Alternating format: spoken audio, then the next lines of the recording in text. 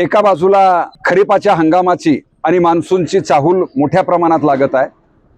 दुसऱ्या बाजूला शेतकरी आपल्या पेरणीपूर्व मशागतीमध्ये मोठ्या हिमतीनं पुन्हा एकदा आशेचं किरण घेऊन काम करतोय आणि या हंगामामध्ये पेरणीसाठीच्या बी बियाण्यासाठीच्या खर्चाची तरतूद म्हणून ज्या ऊसाच्या बिलाकडे आशेनं बघतोय ती ऊसाची बिलं मात्र बीड आणि परभणी जिल्ह्यातल्या काही भागातल्या शेतकऱ्यांची अद्यापही त्यांना मिळालेली नाही आहेत।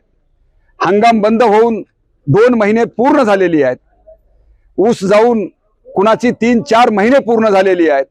अशा सगळ्या बाबी असताना सुद्धा ऊस उत्पादक शेतकऱ्यांना गाळपाच्या नंतर मिळणाऱ्या ऊसाच्या बिलाचा एकही रक्कम शेतकऱ्यांच्या खात्यावर पडलेली नाही आहे।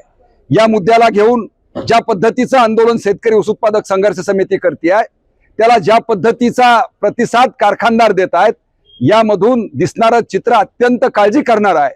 आणि म्हणून ज्या ज्या कारखान्यांनी मे अखेरपर्यंत आम्ही थकीत शेतकऱ्यांच्या ऊसाची बिलं अदा करू अशा प्रकारची घोषणा केलेली आहे, अशा प्रकारचं लेखी ऊस उत्पादक शेतकरी संघर्ष समितीला दिलेलं आहे, त्यांनी जर याची पूर्तता केली नाही तर ऊस उत्पादक शेतकरी संघर्ष समिती या कारखान्याच्या मालकांच्या घरावरती घेरावा घालेल।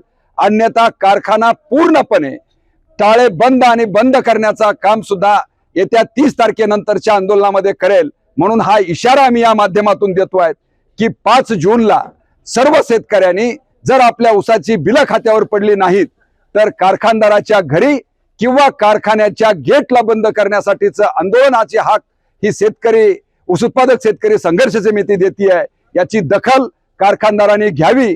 पुन्हा एकदा आम्ही या माध्यमातून विनंती करतोय। धन्यवाद।